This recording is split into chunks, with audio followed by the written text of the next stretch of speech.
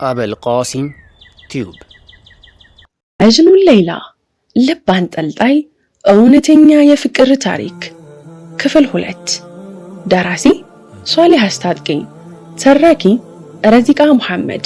እነዚህና መሰል የፍቅር ታሪኮችን ለማግኘት ቻናላችንን ሰብስክራይብ እንድታደርጉ በአክብሮት እንጠይቃለን። የመጅኑን ሌይላ የፍቅርና የናፍቆት ታሪክ ዝነኝነቱ የጀመረው ሁለቱም ተፈቃቃሪዎች ቀይስና ሌይላ በህይወት ሳሉ ነው። በተለይ ቀይስ የሚያነባቸው ስለ ሌይላና ስለ ፍቅሩ የሚያትቱ ግጥሞችን በእየለቱ እየሰማ ለሌሎች ያስተጋባ የነበረው ባልንጀራው ለታሪኩ መሰራጨት ከፍተኛ አስተዋጽኦ አበርክቷል። በእርግጥ ግጥሞቹን ያስተጋባ የነበረው ለታሪኩ ስርጭት ብሎ አልነበረም። እነዚያ ድንቅና ውብ ግጥሞች ተረስተው እንዳይቀሩ ብሎ እንጂ። ቢሆንም ግጥሞቹን በመስማት ብቻ ታሪኩን መረዳት አይከብድምና ታሪኩ ለጉድ ተበተነ። በተለይ ግጥሞቹን እየሰሙ በየቦታው ሲያነበንቡ ከነበሩ እረኞች፣ ይሰሙ የነበሩ ነጋዴዎች ታሪኩን በመላ አረቢያ ምድር እንዲታወቅ ድልድይ ሆኖታል። በዚያ ዘመን ይህ የቀይስ ግጥምና ታሪክ ያልገባበት የለም ማለት ይቻላል። ከሁለቱ ህልፈት በኋላ ደግሞ በእስላሙ ዓለም የአረበኛ ቋንቋ ሰዋሰው የትምህርት ዘርፍ ካሪኩለም መቀረጽ ከመጀመሩ ጋር ተያይዞ የቀይስ ግጥሞች ከፍተኛ የቋንቋ ርቃቄ አቅም ያጎለበቱ ሆነው በመገኘታቸው በልሂቃኑ ዘንድ ለአረበኛ ሰዋሰው ቀመር ማጣቀሻ ተደርገው እንዲወሰዱ አስችሏል። ይልቁንም አንዳንድ ምሁራን እንደሚሉት የቀይስ ግጥሞች የአረበኛን ቋንቋ የሰዋሰው ቀመር ለመቀመር ግብአት ተደረጉ። ያ የቋንቋ ስርዓት ማስያዝ አብዮት የቀይስን ግጥሞች ለቋንቋው መደገፊያ ማድረግ ላይ ትኩረት ማድረጉ የፍቅር ታሪኩን በጥቂቱ አደበዘዘው። ቢሆንም አቡበክር አልዋሊቢን የመሰሉ ምሁራን የቀይስና ሌላም ፍቅር አፈታሪክ ሆኖ እንዳይቀር ግጥሞቹን ሰብስበው በአንድ ጥራዝ አኖሩለት። የቀይስ ከ1000 ያለፉ ረጃጅም ግጥሞችንም ለመሰነድ በቁ። ታሪኩ ግን ራሱን የቻለ መጽሐፍ ሳይጻፍለት ቀረ። ይሁንና ታሪኩ በግጥሞቹ እየተንከባለለና በሰዎች አፍ እየተዘዋወረ ዘመናትን ተሻግሯል። መላው አረቢያም መጅኑኑ ሌይላ የተባለ ታሪክ ከነጥዑም ግጥሞቹ ሸምድዷል። ታዲያ ቀስ በቀስ የመጅኑኑ ታሪክ የአረበኛ ቋንቋ የሰዋሰው ነህውና ሶርፍ ትምህርት በገባባቸውና ሙስሊሞች ባሉባቸው ሀገሮች ውስጥ ግጥሞቹን ተፈናጦ ገባ። በዚህ መንገድ ታሪኩን ከተቀበሉ ሀገራት መካከል ደግሞ አንዷ ሀገራችን ኢትዮጵያ ናት። እስልምናን ተከትሎ አረበኛ ቋንቋ የገባባቸው የሌላ ቋንቋ ተናጋሪ ሀገራትም የመጅኑንን ታሪክ በሰፊው ተቋደሱ። በተለይ ቱርክ፣ ፐርሺያ፣ ህንድና ፓኪስታን እስልምናና አረበኛ በሰፊው ቃኝቷቸዋልና ታሪኩን ከአረቢያ ምድር ባልተናነሰ አውቀውታል። በኋላ ላይ በስነ ጽሑፍ ታሪካቸው ውስጥም የመጅኑኑ ሌይላ ታሪክ የአንበሳውን ድርሻ ለመያዝ በቅቷል። በተለይ ፐርሺያ እንደ አውሮፓውያን አቆጣጠር በ9ኛው መቶ ክፍለ ዘመን ጅማሮ ላይ ሁለት የፐርሺያ አንጋፋ ባለቅኖች ሩድኪና ባባ ጧሂር ታሪኩን በግጥማቸው ውስጥ በመሰግሰጋቸው ታሪኩን በሰፊው እውቅና ሰጠው። በኋላ ላይ ደግሞ እንደ አውሮፓውያን አቆጣጠር በ12ኛው መቶ ክፍለ ዘመን ኒዛማ የተባለ ፐርሺያዊ ደራሲና ባለቅኔ ከፍተኛ አድናቆትን ባገኘለት 5 የተለያዩ ታሪኮችን ባሰፈረበት በአረብኛው አልኩኑዙል ኸምሳ በሚል ርዕስ በተተረጎመው መጽሐፉ ላይ ታሪኩን አካተተው። ይህ መጽሐፍም በተለያዩ ቋንቋዎች በመተርጎሙ መጅኑን ሌይላን ወደ መላው ዓለም አዳረሰው። ይህ መጽሐፍ በፐርሺያ የሥነ ጽሑፍ ታሪክ ውስጥ ከፍተኛ ቦታ የሚሰጠውም ነው። ከዚያ በኋላም ታሪኩ ያልተተረጎመበትና እየተጠናከረ ያልተጻፈበት ሀገርና ቋንቋ የለም እስኪባል ድረስ ተስፋፋ። እስካሁን በመጅኑን ሌይላ ታሪክ ላይ የሚያጠነጥኑ መጽሐፍቶች በቋንቋ ሳንከፋፍላቸው ከ1000 በላይ መድረሳቸውን ቫይድ ዳስትጊርዲ የተባለው የፋርስ የሥነ ጽሑፍ ተመራማሪ አረጋግጧል። የመጅኑን ሌይላ ታሪክ ዓለም አቀፍ ዕውቅና አግኝቶ ከናኘ በኋላ ግን እጅግ የበዙ ደራሲዎች በእውነተኛ ታሪክ ላይ የተመሰረተ እያሉ ወደ ልቦለድነት ይቀይሩት ገቡ። መነሻ ታሪክ አድርገው የወሰዱትን ይህንን እውነተኛ ታሪክም በራሳቸው እይታ እንዳሻቸው እየቀያየሩ መጻፍ ልምዳቸው ሆነ። በተለይ አንዳንድ በህንደኛ የተጻፉ ልቦለዶች ቀይስና ሌይላ በስተመጨረሻ ተያይዘው አመልጠው ህንድ ውስጥ አንድ ተራራ አካባቢ በፍቅር ኖሮ ሞተዋል ብለው በማስቀመጣቸው እስከ ዛሬ ድረስ ቦታው አስቸጋሪ ከመሆኑ ጋር ፍቅረኛሞች በቀዳሚ የትዳር ዘመናቸው እየሄዱ ጎበኙታል። በሌላ በኩል ከአሁኗ የሳውዲ አረቢያ ርዕሰ ከተማ ሪያድ ደቡባዊ አቅጣጫ ከ300 ኪሎ ሜትር ርቀት ላይ የምትገኘውን በቀይስ ፍቅረኛ ሌይላ ስም የተሰየመች ከተማና በውስጧ ያለውን በትክክልም ቀይስና ሌይላ ይገናኙበት የነበረ ተውባድ የተባለ ተራራ እንዲሁም ከተራራው አቅራቢያ ያለውን የቀይስ ዋሻ በሚል የሚታወቅ ቀይስ ብዙ ጊዜ ይመሰጥበት የነበረ ዋሻ እስከ ዛሬ ድረስ አያሌ ሰዎች ይጎበኙታል። በ19ኛው መቶ ክፍለ ዘመን በኋላ ታሪኩ እጅጉን አድርጎ የአረበኛው ጸሐፊ ተውኔት ገጣሚና ባለቅኔ አህመድ ሸቀዊን ጨምሮ በህንድና በኩርድኛ በአረበኛ በእንግሊዘኛና በተለያዩ በርካታ ቋንቋዎች ቲያትር ሆኖ ተዘጋጅቶ ለአያሌ ጊዜያት ለመድረክ በቅቷል።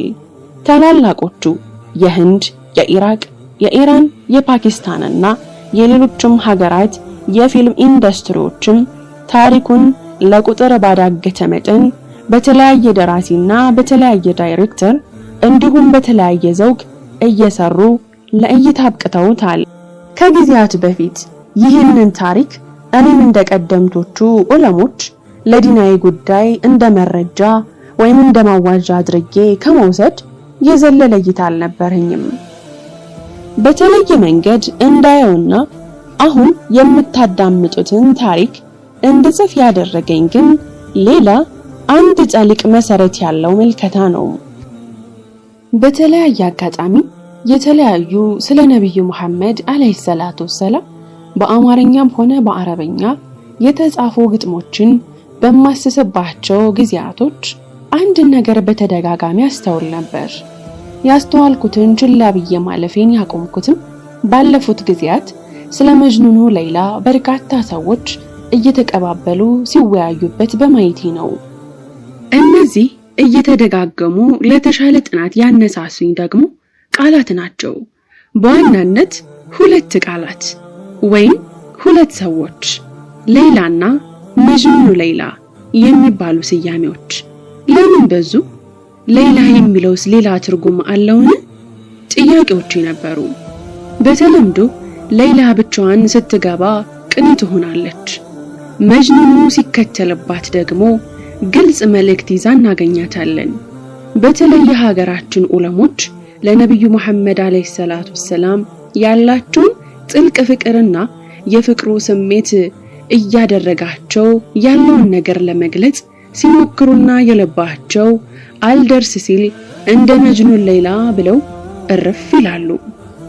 በዚህ በኩል በተለየ መንገድ ከህይወቴ ጋር ትስስር ያለውና ከልጅነቴ ጀምሮ ሐሙስ ማታ እንደ የትኛውም ኢትዮጵያዊ ሙስሊም እናቴ ቡና ፍልታ አድርሱን አጫጭሳ የቡና ቁርስ ከነግርማ ሞገሱ ከፊት ለፊት ሐሙስ ብቻ ከተሰቀለበት በሚወርድ ቆለምሻሽ አስቀምጣ የኢትዮጵያ ራዲዮና ቴሌቪዥን ድርጅት በቴሌቪዥን መስኮት የሚያስተላልፈውን ፕሮግራም ዘግታ ሲዲ ማጫወቻውን የአንድ ግርማ ሞገሳማ ሰው ምስል የታተመበት ሲዲ አጉርሳ የምትከፍተውና እሷም ቡናዋን እየቀዳች አባቴና ጎረቤቶቻችንም እየጠጡ ታናሽም በተንጋለለበት ቦታ ጡጦን እየጠጣ እኔም የቡና ቁርሴን እንዳልቅብኝ ቀስ እያደረኩኝ እየቆረስኩ በታላቅ ተመስጦ ሶላቱን ነቢ የሚል ርዕስ ያለው ክቡር ዶክተር ሼህ መሐመድ አወል ሐምዛ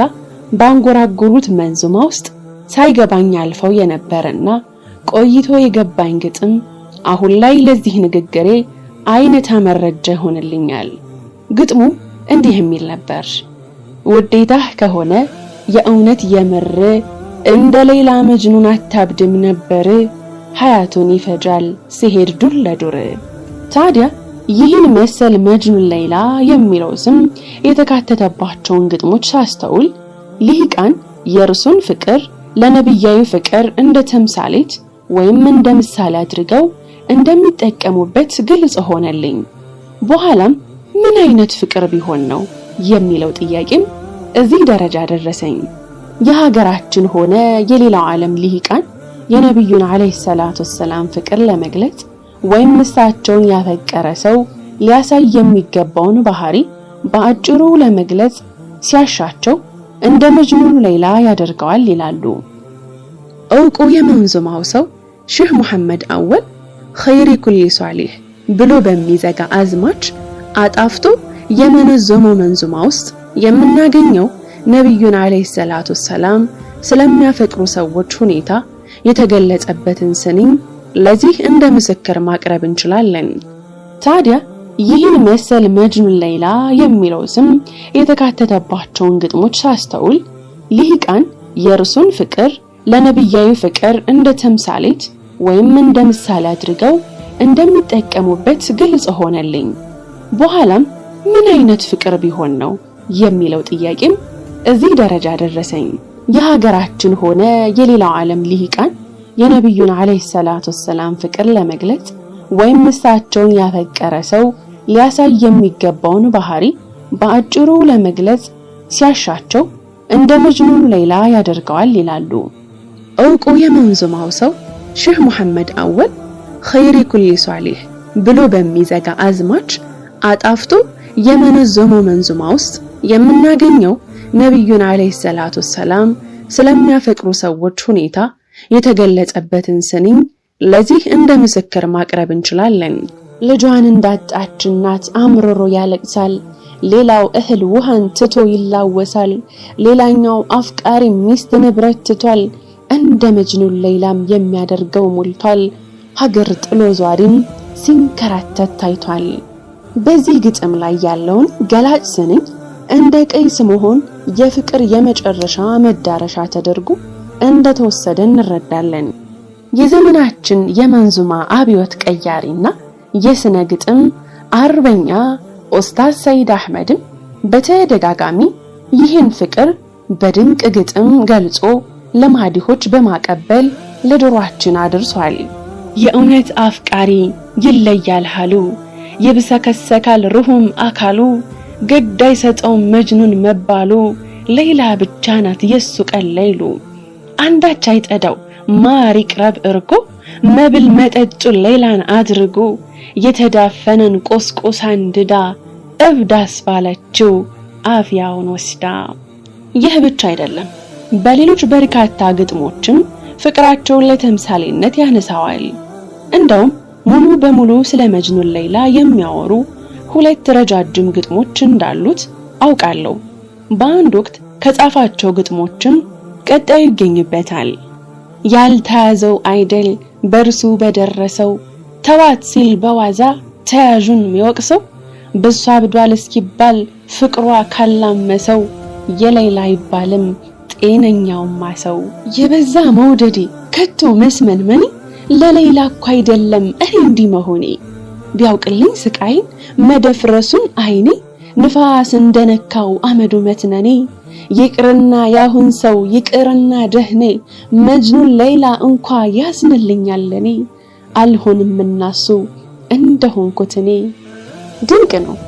ኡስታዝ ሰይድ አህመድ በዚህ ግጥሞ ሌሎቹ ጉድ የሚሉትን የፍቅር አስራትና ስቃይ ከራሱ ጋር አነጻጽሮ ከሀያልነቱ ጋር ንቆታል።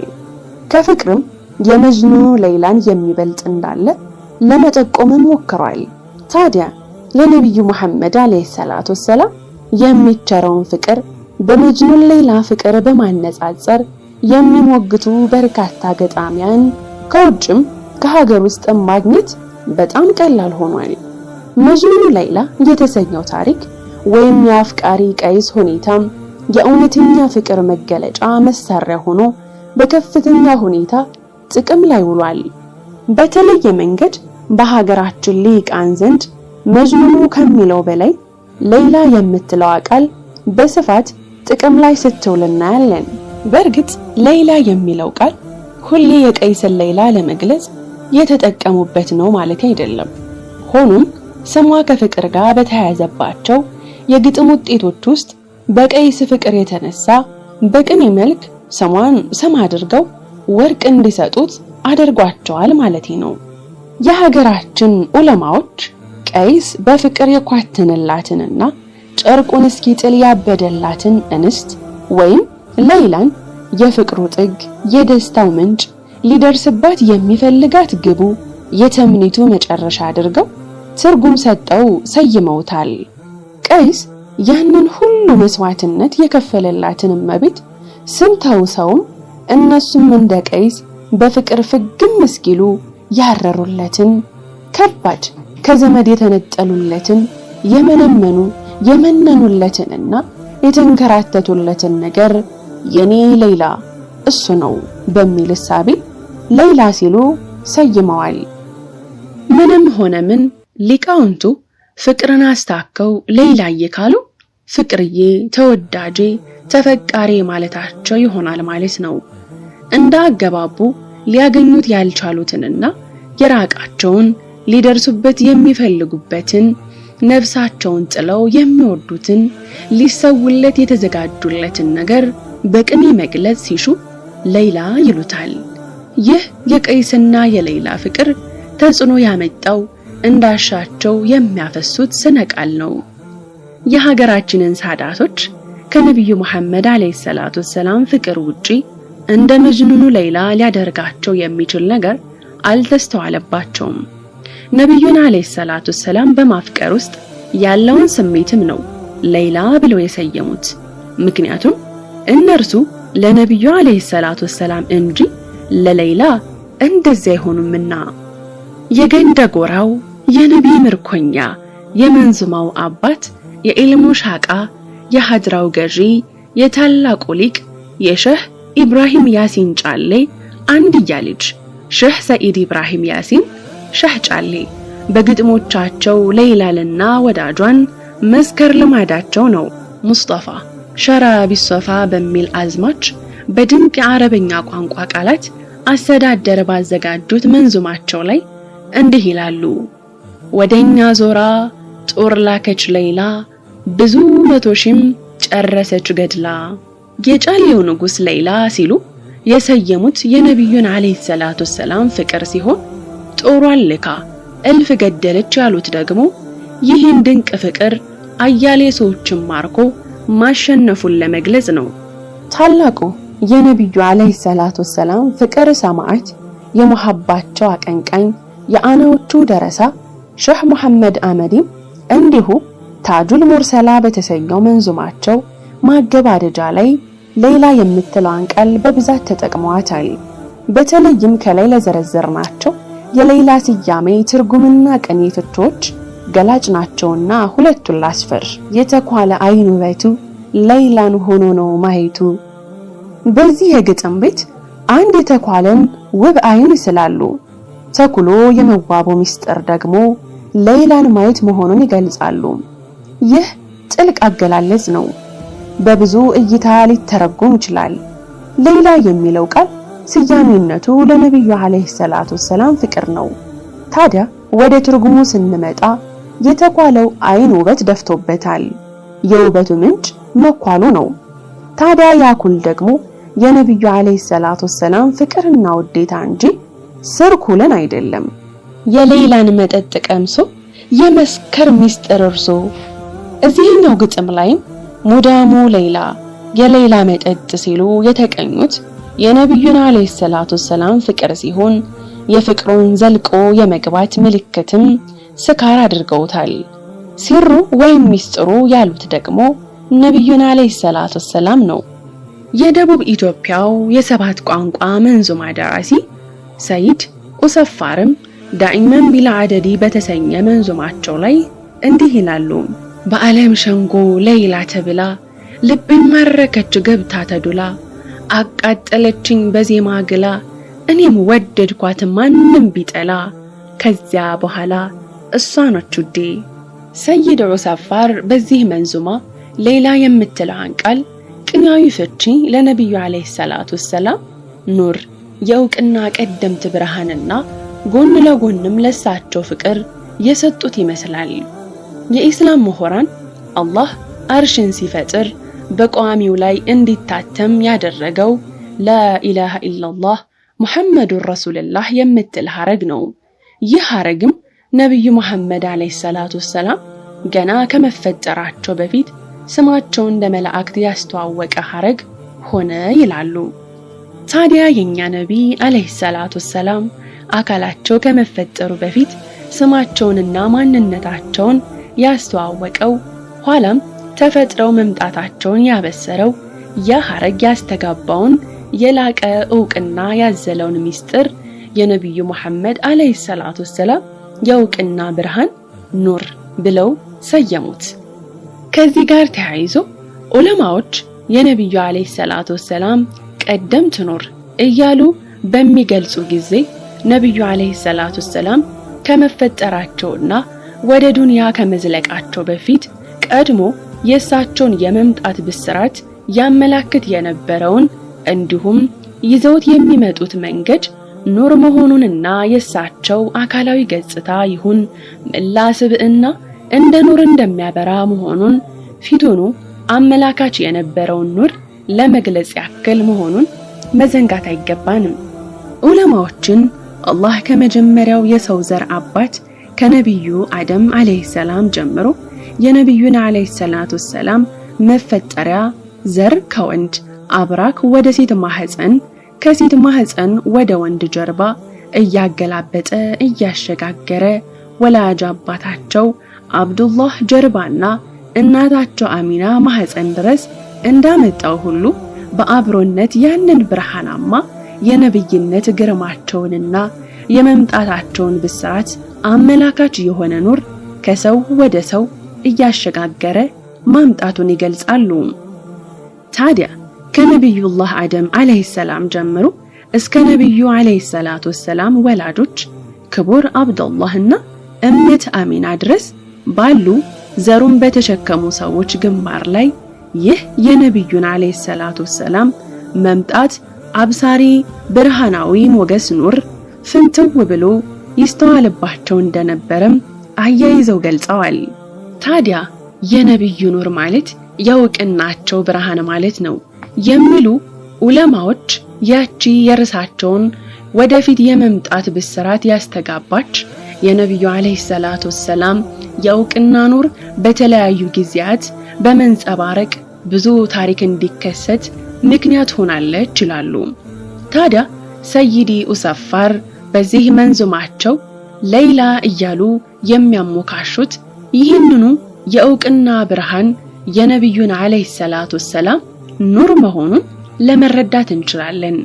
በዚህ ገላጭ ርዕስ ስር ለተወሰኑ የሌይላ ቅኔ ፍቺ ሆነው ያገለገሉ ትርጉሞችን ከነግጥሞቹ ለመጥቀስና በባዶ ላለማለፍ እንጂ ሌይላ የሐበሻ ሳዳቶች የቅኔ መለወሻ ሰማቸው ሆና መኖሯን በቁጥር ለመገደብ አይደለም።